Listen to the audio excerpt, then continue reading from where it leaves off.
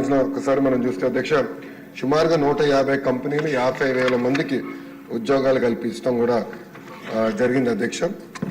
ఈ పరిశ్రమలని ఆనాడు తీసుకొచ్చాం. అంతేకాకుండా అనేక సందర్భాల్లో కాన్క్లేవ్స్ కూడా ఏర్పాటు చేసి వైజాగ్ను ఒక ఫోకస్ ఏరియాగా తీర్చిదిద్దడం జరిగింది. ముందు చూపుతో డేటా సెంటర్ పాలసీ ఆనాడు తీసుకొచ్చి అదానితో కూడా ఒప్పందం కుదుర్చుకుని వాళ్ళు కూడా ఆనాడు భూములు కేటాయిస్తాం జరిగింది, శంకుస్థాపన చేస్తాం జరిగింది. కానీ అది ఆగిపోతాం జరిగింది అధ్యక్ష. 2019 నుంచి 24 చూస్తే అధ్యక్ష ఎలాంటి యాక్షన్ లేదు, ఒక్క కాన్క్లేవ్ జరగలేదు, ఒక్క పరిశ్రమ రాలేదు అధ్యక్ష. ఒక మంత్రిని బాధాకరమైన పరిస్థితి ఏంటంటే ఆనాడు ఒక మంత్రిని అడిగారు అధ్యక్ష, ఆ రేస్ ఏదో హైదరాబాద్లో జరుగుతుంటే ఇది మీరు ఎప్పుడు తీసుకొస్తారు ఆంధ్ర రాష్ట్రానికంటే కోడి ఇంకా గుడ్డు పెట్టలేదు, లేదంటే గుడ్డు కోడి పెట్టలేదు ఏదో చెప్పాడు అధ్యక్ష. అది దేవుడి తెలియాలి ఏం చెప్పాడు.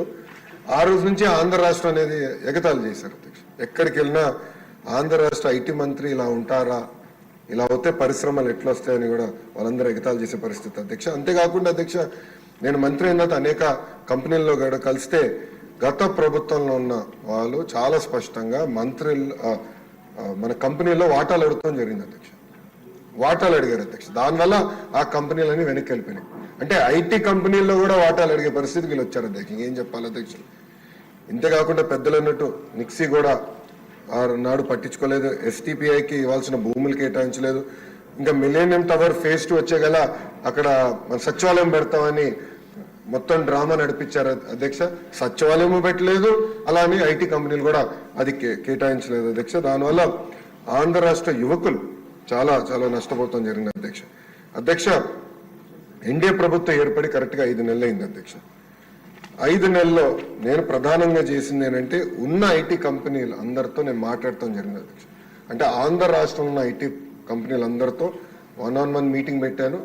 చిన్న కంపెనీలు అయితే వైజాగ్లోనే నేను ఐటీ సర్ నాయకత్వంలో, ఐటీ సర్ కాదు మన ఐటాప్ నాయకత్వంలో నేను సమావేశం కూడా ఏర్పాటు చేసుకుని అక్కడ వాళ్ళు ఎదుర్కొన్న సమస్యలు ఏంటి, ఇంకేం చేస్తే బాగుంటుందని కూడా వాళ్ళతో సుదీర్ఘంగా చర్చిస్తాం జరిగింది అధ్యక్ష. ఇప్పుడే పెద్దలు గంటా శ్రీనివాసరావు గారు చెప్పినట్లు టీసీఎస్ ఆల్రెడీ కమిట్ అయింది. టీసీఎస్ అనేది వస్తుంది, దాంట్లో ఎలాంటి సందేహం లేదు. విష్ణు కుమార్ రాజు గారు ఎప్పటికల్లా వస్తుందని అడిగినట్టున్నారు. 3 నెలలు టైం ఇవ్వండి తప్పనిసరిగా, ఎందుకంటే ఎగ్జిస్టింగ్ బిల్డింగ్స్కి చిన్న ఏర్పాట్లు చేయాల్సిన అవసరం ఉంది. 3 నెలల్లో తప్పనిసరిగా టీసీఎస్ విశాఖపట్నంలో ప్రారంభిస్తున్నారు. అంతేకాకుండా ముందు చూపుతో వాళ్ళని నేను చంద్ర సార్ని కోరాను, మీరు క్యాంపస్ ఏర్పాటు చేయాలి విశాఖపట్నంలో అంటే ఆయన ఒప్పుకున్నారు. దానికి ఆల్రెడీ భూములు కూడా మేము ఎత్తుకుతున్నాం. దానిపైన కూడా నేను చాలా క్లియర్గా 2-3 చెప్పిన తర్వాత దాన్ని కూడా వస్తాను అధ్యక్ష. పెద్దలు వంశీకృష్ణ గారు అడిగినట్లు అధ్యక్ష ఇక్కడ ఎకో సిస్టమ్ కూడా ఏర్పాటు చేయాలి. దాంట్లో భాగంగా నేను కూడా ఐటీ కంపెనీలు అందరితో మాట్లాడినప్పుడు ఇన్ఫోసిస్తో కూడా మాట్లాడాను. వాళ్ళని కూడా ఒక క్యాంపస్ ఏర్పాటు చేస్తే బాగుంటుందని వాళ్ళని కోరాను. వాళ్ళు కూడా ఆల్రెడీ భూములు ఎత్తుకుతాం జరుగుతుంది అధ్యక్ష. ఏదో ఒక బిల్డింగ్ 500-600 కాదు, క్యాంపస్ అనేది అవసరం ఉంది.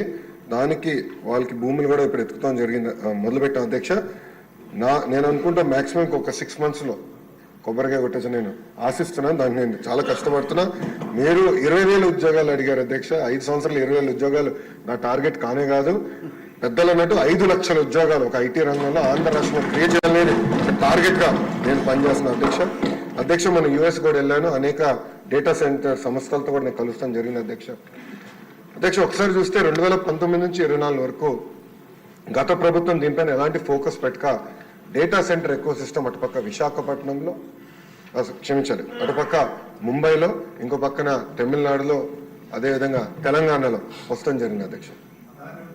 అదే కానీ మనం కానీ ఆనాడు తీసుకొచ్చిన పాలసీ ముందలు తీసుకెళ్ళి ఉంటే Visakhapatnam data centre capital of the world అయ్యేది అధ్యక్ష. మనం చూస్తే డేటా సెంటర్స్ లో ప్రపంచవ్యాప్తంగా ప్రతి సంవత్సరం $300 బిలియన్, $300 బిలియన్ ఖర్చు పెట్టిపోతున్నారు అధ్యక్ష. ప్రతి సంవత్సరం నా లక్ష్యం $100 బిలియన్ భారతదేశానికి రావాలి, దాంట్లో ఎక్కువ శాతం ఆంధ్ర రాష్ట్రానికి రావాలనేది నా లక్ష్యం అధ్యక్ష. దాంట్లో నేను అందరినీ కలిసాను అధ్యక్ష. అంటే కొన్ని కంపెనీ పేర్లు నేను వెల్లడించలేను, ఎందుకంటే ఎన్డీఏ నేను వాళ్ళతో సైన్ చేశాను కనుక. వాళ్ళతో చర్చించినప్పుడు 2-3 రిక్వెస్ట్లు ఉన్నాయి. ఎస్పెషల్లీ డేటా సెక్యూరిటీ, అదేవిధంగా టాక్సేషన్, డేటా ఎంబసీస్ విషయంలో. విష్ణు కుమార్ రాజు గారు బీజేపీ నుంచి కూడా ఉన్నారు కనుక ఇక్కడ నేను ఆల్రెడీ ఢిల్లీలో ఉన్న పెద్దలతో నేను చర్చిస్తున్నాను సార్. అది పాలసీ ఒక ఫ్రేమ్వర్క్ అనేది ఏర్పాటు చేయాల్సిన అవసరం ఉంది. తద్వారా పెద్ద ఎత్తున పెట్టుబడులు కేవలం ఆంధ్ర రాష్ట్రం కాదు భారతదేశానికి వచ్చేదానికి అవకాశం ఉంది. అది ఆల్రెడీ మేము చర్చలో ఉన్నాం అధ్యక్ష. అధ్యక్ష, వంశకృష్ణ గారు అడిగినట్టు ఒక సోషల్ ఎకో సిస్టమ్ అనేది చాలా చాలా అవసరం అధ్యక్ష. దాంట్లో ఎయిర్పోర్ట్ ఒక భాగం. భోగాపురం ఎయిర్పోర్ట్ విషయంలో చంద్రబాబు నాయుడు గారు ఇప్పటికీ చాలా స్పీడ్గా పనులన్నీ పరిగెత్తిస్తున్నారు అధ్యక్ష. అంతేకాకుండా భారతదేశంలోనే అతి పెద్ద కన్వెన్షన్ సెంటర్ కూడా ఏర్పాటు చేసే దిశగా మన ప్రభుత్వం పనిచేస్తున్న అధ్యక్ష. అది విశాఖపట్నానికి వస్తుంది అధ్యక్ష. అంతేకాకుండా ఎయిర్పోర్ట్స్ క్షమించాలి హోటల్స్ కూడా అధ్యక్ష. అది నా డిపార్ట్మెంట్ కాకపోయినా దుర్గేష్ గారు డిపార్ట్మెంట్ అది. కానీ అది ఎకనామిక్ డెవలప్మెంట్ బోర్డు కింద ఈ ఎకో సిస్టమ్ ఏర్పాటు చేయాలంటే పెద్ద ఎత్తున హోటల్స్ రావాలి విశాఖపట్నానికి. వేలాది హోటల్స్ రావాలి అధ్యక్ష. పదేసి కాదు వేలాది హోటల్స్ వస్తేనే ఆ ఎకో సిస్టమ్ ఏర్పడుతుంది. దానికి నిన్నే పాలసీ కూడా టూరిజం పాలసీ కింద టూరిజాన్ని ఇండస్ట్రీగా గుర్తించే విధంగా చంద్రబాబు నాయుడు గారి నాయకత్వంలో నిన్న కేబినెట్ కూడా ఆమోదం తెలిపింది అధ్యక్ష. దాంట్లో భాగంగా హోటల్స్ కూడా పెద్ద ఎత్తున విశాఖపట్నానికి తీసుకొస్తాం, కనెక్టివిటీ కూడా ఏర్పాటు చేస్తాం, కన్వెన్షన్ సెంటర్ కూడా తీసుకొస్తాం. ఇది ఒక భాగం. ఇంకొకటి పెద్దలు అన్నట్టు ఐటీలో ఉన్న టాప్ 100 కంపెనీస్, టాప్ 20 కాదు, టాప్ 10 కాదు, టాప్ 100 కంపెనీస్ ఆల్రెడీ నేను ఇనిషియల్ డిస్కషన్ స్టార్ట్ చేస్తాను జరిగింది అధ్యక్ష. నేను అనుకుంటాం అది గ్యారంటీగా జయప్రదం అవుతుంది. వాళ్ళందరినీ విశాఖపట్నం తీసుకొచ్చే బాధ్యత నేను తీసుకుంటాం మొదటిది. రెండోది ప్రపంచంలో ఉన్న ఫార్చ్యూన్ 500 కంపెనీస్ అన్ని జీసీసీస్ అంటే గ్లోబల్ డెలివరీ సెంటర్స్ కూడా వాళ్ళు ఏర్పాటు చేయాలి ఒక లక్ష్యంగా వాళ్ళు కూడా వర్కౌట్ చేస్తున్నారు. దాని కొత్త పాలసీ తీసుకురావాల్సిన అవసరం ఉంది అధ్యక్ష. అది వచ్చే నెలలో ఆ పాలసీ కూడా మేము తీసుకొస్తాం. ఇంతేకాకుండా రియల్ ఎస్టేట్ డెవలపర్స్తో కూడా నేను ఇప్పటికీ జూమ్ కాల్స్ పెట్టుకున్నాను, 1-on-1 మీటింగ్స్ కూడా పెట్టాను అధ్యక్ష. పెద్ద ఎత్తున రియల్ ఎస్టేట్ డెవలపర్స్ కూడా తీసుకురావాలి అధ్యక్ష. ఎందుకంటే విశాఖపట్నంలో గ్రేడ్ ఏ ఆఫీస్ స్పేస్ అనేది లేదు అధ్యక్ష. ఈ పెద్ద పెద్ద కంపెనీలు వచ్చినప్పుడు గ్రేడ్ ఏ ఆఫీస్ స్పేస్ రావాలి. వాళ్ళకు ఆ కంపెనీలో పనిచేస్తున్న ఉద్యోగస్తులకి మళ్ళీ హౌసింగ్ సోషల్ ఎకో సిస్టమ్ కూడా కావాల్సిన అవసరం ఉంది. వాళ్ళందరితో కూడా నేను చర్చిస్తాం జరుగుతుంది అధ్యక్ష. త్వరలోనే ఆ అనౌన్స్మెంట్స్ కూడా రాబోతున్నాయని మీ ద్వారా సభకి నేను తెలుపుతున్నా అధ్యక్ష. అంతేకాకుండా డేటా సెంటర్ పాలసీ కూడా దానిపైన ఒక స్టేట్మెంట్ ఉంది అధ్యక్ష. గౌరవ డిప్యూటీ స్పీకర్ గారు టీ బ్రేక్ ఇస్తే టీ బ్రేక్ తర్వాత అది ఉంది, స్టేట్మెంట్ ఉంది. దాంట్లో చాలా డీటెయిల్గా అది కూడా నేను ఎక్స్ప్లెయిన్ చేస్తాను. అంటే పాలసీస్ ఒక పక్కన, అవుట్ రీచ్ ఒక పక్కన, సోషల్ ఎకో సిస్టమ్ ఇదంతా మేము ఒక సమగ్ర యాక్షన్ ప్లాన్ అనేది మేము తయారు చేస్తాం జరిగిన అధ్యక్ష. విష్ణు కుమార్ రాజు గారు, గంటా శ్రీనివాస్ గారు పెండింగ్ ఇన్సెంటివ్స్ గురించి చెప్పారు అధ్యక్ష. అధ్యక్ష, నేను బడ్జెట్ కోసం నేను వెయిట్ చేస్తా ఉన్నాను. బడ్జెట్లో 500 కోట్ల రూపాయలు పెండింగ్ ఇన్సెంటివ్స్ క్లియర్ చేసేదానికే ఐటీ ఎలక్ట్రానిక్స్కి కేశవ్ గారు కూడా కేటాయిస్తాం జరిగింది. అది అసెంబ్లీ సెషన్లో అయిన తర్వాత తప్పనిసరిగా ఇన్సెంటివ్స్ అని ఆ కంపెనీస్కి అందించే బాధ్యత మేము తీసుకుంటాం అధ్యక్ష. దాంట్లో ఎలాంటి సందేహం లేదు. చివరికి అధ్యక్ష, నేను చంద్ర గారిని కలిసినప్పుడు అడిగాను ఆయన సలహా ఏంటి నాకని. ఆయన ఒక మాట అన్నారు అధ్యక్ష, ఇప్పుడు కంపెనీస్ అందరు కూడా $5 billion, $10 billion, $15 billion పెట్టుబడి పెడుతున్నారు. ఒక నెల డిలే అయినా, ఒక 3 నెలలు డిలే అయినా మా బిజినెస్ ప్లాన్ మొత్తం తారుమారు అవుతుంది. So speed of doing business మీద మీరు డెలివరీ చేయండి, తప్పనిసరిగా అందరూ ఆంధ్ర రాష్ట్రానికి వస్తారు అని చాలా స్పష్టంగా ఆయన కూడా నాకు చెప్తాం జరిగింది అధ్యక్ష. తప్పనిసరిగా ఈజ్ ఆఫ్ డూయింగ్ బిజినెస్ కాదు, స్పీడ్ ఆఫ్ డూయింగ్ బిజినెస్ పైన మేము ఫోకస్ చేస్తున్నాం అధ్యక్ష. అధ్యక్ష, ఈరోజు నేను గర్వంగా చెప్తున్నా, కంపెనీల వెనకాల నేను పరిగెడుతున్నా అధ్యక్ష. ఒక డేటా సెంటర్ కంపెనీ వాళ్ళు వచ్చారు, మన స్పీడ్ చూసి ఇంకా పెద్ద ప్లాన్ తీసుకొస్తానంటే నేను ఫోన్ చేసి ఇంకా మీరు ఎందుకు రావట్లేదని ప్రతి వారం నేను ఫాలోఅప్ చేస్తున్నాను అధ్యక్ష. అధ్యక్ష, మొన్న కూడా మీరు చూసారు, రిలయన్స్ అనౌన్స్ చేసింది మన గ్రీన్ బయో ఫ్యూల్స్కి. దాని గురించి అధ్యక్ష నేను వాళ్ళకి ఫోన్ చేసి కంగ్రాచులేషన్స్, ఈరోజు ఎంఓయూ అయిపోయింది, 500 మీరు ఎప్పటికల్లా పూర్తి చేస్తాను తిప్పి వాళ్ళు నాకు చెప్పింది ఏంటంటే ఆంధ్ర రాష్ట్రం ఇంత ఫాస్ట్గా మూవ్ అవుతుందని మేము ఊహించలేదు. 500 కాదు 700 సెంటర్లు మేము ఆంధ్ర రాష్ట్రంలో పెడతామని తిప్పి నాకు హామీ ఇస్తాను అధ్యక్ష. సో భారతదేశం మొత్తం ఈరోజు ఆంధ్ర రాష్ట్ర వైపు చూస్తుంది, ప్రపంచం మొత్తం ఆంధ్ర రాష్ట్ర వైపు చూస్తుంది. తప్పనిసరిగా స్పీడ్ ఆఫ్ డూయింగ్ బిజినెస్ ద్వారా మనం డెలివర్ చేస్తాం అధ్యక్ష. ఇక్కడున్న శాసనసభ్యుల్ని కోరుతున్నాను, మీ తరఫున ప్రపంచంలో ఉన్న తెలుగులందరూ కూడా కోరుతున్నారు అధ్యక్ష. వాళ్ళందరూ ఈరోజు ఉన్నత స్థాయిలో ఉన్నారు, వాళ్ళ కంపెనీలో నంబర్ 1 కాకపోతే నంబర్ 2 పొజిషన్లో అనేక మంది తెలుగు వాళ్ళు ఉన్నారు. మా తలుపులు మీకోసం ఎప్పుడు తెరిచి ఉంటాయి. మీకు అక్కడ లింక్స్ ఉన్నా, కాంటాక్ట్స్ ఉన్నా మాకు తెలియజేయండి. వాళ్ళు ఆ కంపెనీస్కి భారతదేశంలో పెట్టుబడి పెట్టాలని ఇంట్రెస్ట్ ఉంటే మాకు తెలియజేయండి. తప్పనిసరిగా అవసరమైతే ఆ ఒక్క కంపెనీ కలిసేదానికి నేను ఎక్కడికైనా వస్తాను. ఇక్కడున్న శాసనసభ్యులు కూడా చాలా మంది ఎన్ఆర్ఐస్ ఉన్న వాళ్ళు గతంలో కూడా ఇప్పుడు శాసనసభ్యులుగా వచ్చారు. అనేక మందికి కాంటాక్ట్స్ కూడా ఉన్నాయి అధ్యక్ష. వాళ్ళు కూడా నేను కోరేది మీరు మీ రోలడెక్స్ నాకు ఇవ్వండి, కాంటాక్ట్స్ నాకు ఇవ్వండి. వాళ్ళందరూ నేను ప్రోయాక్టివ్గా అవుట్రీచ్ చేస్తాను. కలిసికట్టుగా, ఇది కేవలం ఒక లోకేష్ వల్లనే అవుదండి, కలిసికట్టుగా మనందరం పనిచేస్తాం. 164 మంది ఒక ఎన్డీఏ కూటమికి చెందిన శాసనసభ్యులందరూ ఈ సభలో ఉన్నారు. మనందరం కలిసికట్టుగా పనిచేస్తే 5 లక్షల ఉద్యోగాలు అనేది కల్పించగలుగుతాం. 5 లక్షల ఉద్యోగాలు కానీ మనం ఒక్కసారి సాధిస్తే ఇంకా విశాఖపట్నాన్ని ఎవరు ఆపలేరు, ఏ ప్రభుత్వం వచ్చినా ఆపలేదు. ఈరోజు హైదరాబాద్ ఎట్లయితే క్రిటికల్ మాస్ వచ్చిందో అలా విశాఖపట్నం క్రిటికల్ మాస్ వస్తుంది. అందుకే కలిసికట్టుగా పనిచేద్దాం. 5 లక్షల ఐటీ ఉద్యోగాలు తప్పనిసరిగా విశాఖపట్నం తీసుకొద్దామని ఈ సభాముఖ శాసనసభ్యులు అందరూ తెలుపుకుంటూ, అధ్యక్ష లాస్ట్ పాయింట్ అధ్యక్ష, ఇప్పటికే ఎక్కువ టైం తీసుకున్నా. ఈశ్వరరావు గారు ఒక మంచి పాయింట్ చెప్పారు.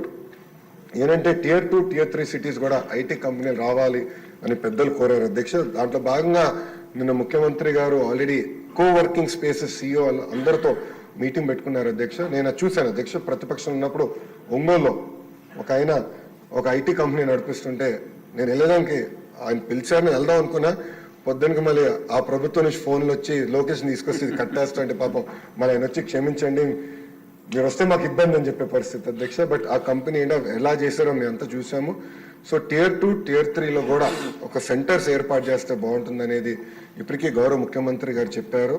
అదేంటంటే కోవర్కింగ్ స్పేస్ ప్రభుత్వం కొంత తయారు చేస్తుంది, అంటే PPP ద్వారా ప్రైవేట్ సంస్థలతో ఒప్పందం కుదుర్చుకుని తయారు చేస్తాం. దానికి ఒక సెపరేట్ ఇన్సెంటివ్ స్ట్రక్చర్ క్రియేట్ చేయాలని ముఖ్యమంత్రి గారు చెప్పారు.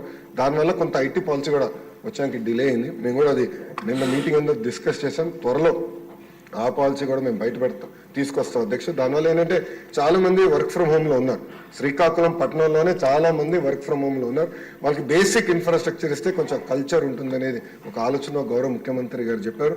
దాంట్లో భాగంగా తప్పనిసరిగా Tier 2, Tier 3 కూడా ఈ కోవర్కింగ్ స్పేసెస్ సెంటర్స్ ఏర్పాటు చేసి అక్కడ వర్క్ ఫ్రమ్ హోమ్ లో ఉన్న వాళ్ళందరికీ ఒక కేర్ ఆఫ్ అడ్రస్ ఇవ్వాలనే లక్ష్యంతో మీ ప్రభుత్వం పనిచేస్తుంది.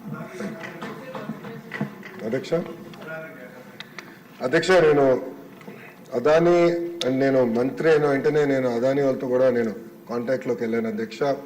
దాంట్లో భాగంగా మొన్న విశాఖపట్నాన్ని కూడా నేను వచ్చినప్పుడు ఒక కంపెనీ తీసుకొస్తాం జరిగింది అధ్యక్ష. పేర్లు నేను చెప్పలేను, ఎందుకంటే ఎన్డీఏ ఉంది అధ్యక్ష, పేర్లు నేను చెప్పలేను. అదానీ ప్రతినిధులు కూడా నవ్వుతా అన్నారు. 5 సంవత్సరాల దాకా మొదటిసారి వాళ్ళు అక్కడ అడుగు పెడుతున్నారని. అక్కడ చూస్తే రోడ్లని కూడా చెట్లు అంతా సైడ్ నుంచి పెరిగిపోయి రోడ్లు కూడా కంపని పరిస్థితి ఉంది అధ్యక్ష. ఆల్రెడీ నేను డిస్కసింగ్ విత్ దెమ్, నేను కూడా పుష్ చేస్తున్నాను. నేను అనుకుంటాం పాలసీ అంటే నేషనల్ లెవెల్ పాలసీ ఫ్రేమ్వర్క్ ఒకటి ఐఎమ్ వర్కింగ్ ఆన్. అది కానీ క్రాక్ చేయగలిగితే తప్పనిసరిగా పరిశ్రమలు పెట్టుబడులు వస్తాయి. దాని లోపలనే కొన్ని కంపెనీలు ఆల్రెడీ ముందరికి వచ్చినాయి. అదే హిల్ పైన ఇంకా ల్యాండ్ ఉంది అధ్యక్ష. ఆ కంపెనీస్కి భూములు కేటాయించాలనే లక్ష్యంతో మేము పనిచేస్తున్నాం. వాళ్ళు ఒక అడుగు ముందే వేశారు. నేను లేదు ఇంత ఇస్తాను, ఇంత కాదు ఇంత ఇస్తానంటే ఓకే మేము వెళ్ళి మా బిజినెస్ ప్లాన్ మళ్ళీ రీవర్క్ చేసుకుని వస్తామని వాళ్ళు చెప్పడం జరిగింది అధ్యక్ష. నేను అనుకుంటాం ఇంకా రాబోయే 3 నెలల్లో తప్పనిసరిగా కనీసం 2 కంపెనీలతో నేను ఆ కొండలపైన డేటా సెంటర్ ప్రారంభించే బాధ్యత నేను తీసుకుంటాను అధ్యక్ష. నిక్సీ ఇస్ మై ప్రయారిటీ, ఎందుకంటే అక్కడ డేటా సెంటర్స్ రావాలంటే సీ ల్యాండింగ్ కేబుల్ ఉండాలి. సింగపూర్ నుంచి డైరెక్ట్గా సీ ల్యాండింగ్ కేబుల్ అక్కడ రావాలి. ఆ కేబుల్ వస్తేనే మనం డేటా సెంటర్స్ ఏర్పాటు చేయొచ్చు. I immediately reach out to నిక్సీ. And నిక్సీ కాకుండా ఇతర సర్వీస్ ప్రొవైడర్స్తో ఆల్రెడీ మాట్లాడుతున్నా. ఆ సీ ల్యాండింగ్ కేబుల్ విశాఖపట్నానికి తీసుకొచ్చే బాధ్యత నేను వ్యక్తిగతంగా తీసుకుంటాను.